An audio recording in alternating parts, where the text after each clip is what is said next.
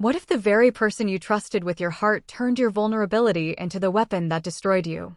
I thought I had everything figured out when I asked for an open relationship, hoping it would help me reconnect with my ex while keeping the man who truly loved me by my side. But instead of freedom, I ended up trapped in the cruelest form of betrayal. This isn't just a story about love, it's about how selfish choices, hidden lies, and broken promises can leave scars deeper than any wound you can see.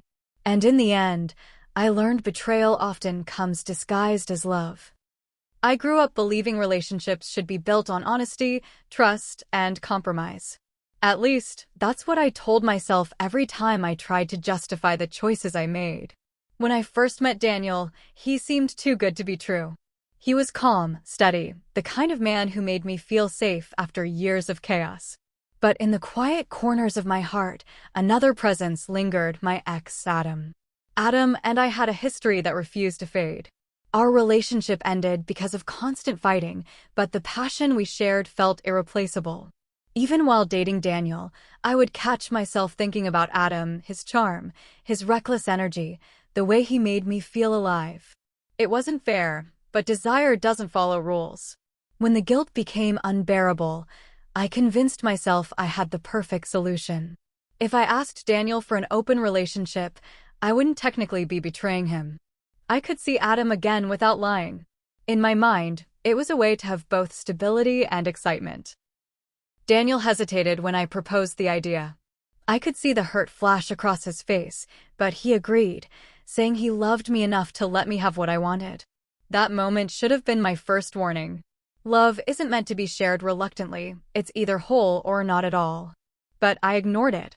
Instead, I dove headfirst into rekindling my connection with Adam. At first, it felt exhilarating. The thrill, the stolen moments, the fire between us, I told myself this was what I had been missing. And for a while, I believed it was working. Daniel stayed quiet, trying to be supportive, and Adam welcomed me back with open arms. Yet underneath the surface, things were beginning to shift. I just didn't see it coming. Adam wasn't the same person I remembered. The more time we spent together, the more I realized he enjoyed the power he had over me. He knew I had chosen to keep Daniel while still chasing him, and he used that knowledge to toy with me.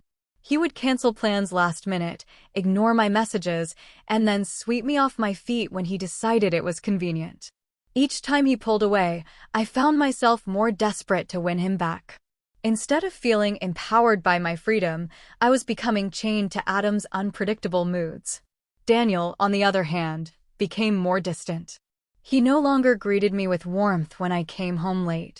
His eyes looked heavy, filled with questions he never asked out loud. I told myself he was fine, that he had agreed, after all. But deep down, I knew he was breaking, quietly carrying the weight of my selfishness.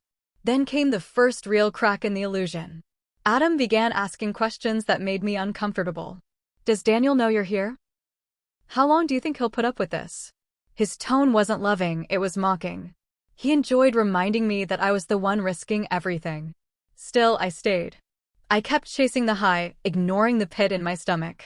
I convinced myself I could handle both worlds, but the truth was, I was losing both. The betrayal was slowly building, not from Daniel, not even from Adam, but from within myself. And soon, it would all come crashing down. One night, Adam invited me over, promising we'd talk about taking our relationship seriously again. My heart raced with hope. I imagined him finally choosing me, finally giving me what I had sacrificed so much to keep alive. But when I arrived, the truth hit me like a blade. Adam wasn't alone.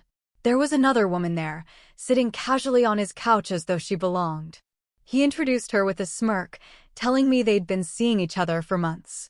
I felt the floor collapse beneath me. My open relationship, the one I thought gave me control, had turned me into a pawn. Adam had never wanted me back. He just wanted the satisfaction of knowing he could pull me in and push me away whenever he wanted. The worst part wasn't even Adam's betrayal. It was the realization that I had betrayed Daniel for someone who never truly valued me. The man I had taken for granted, the one who had quietly endured my choices, was the only one who had been genuine from the start. When I returned home that night, Daniel was waiting. He didn't yell. He didn't demand answers. He simply told me he couldn't keep living like this. His voice was steady, but his eyes told the story of months of silent suffering. Then, with a calm finality, he ended things.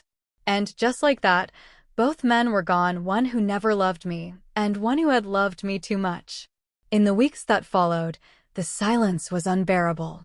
I had chased passion and freedom, only to end up alone. The thrill I thought I needed had cost me the one person who truly cared. Looking back, I realized the cruelest betrayal wasn't Adam's manipulation or Daniel's departure, it was my betrayal of myself. I convinced myself that wanting everything was reasonable, when in truth, I was too afraid to commit to what was real. Adam moved on without a second thought, and Daniel disappeared into a new life where I wasn't included. All that remained was the echo of my choices, reminding me that love cannot survive when it's treated like an experiment. Betrayal doesn't always come from enemies. Sometimes it comes from our own inability to value what we have until it's gone. And the hardest question to face is this: when you destroy someone else's trust, are you ready to live with the emptiness that follows?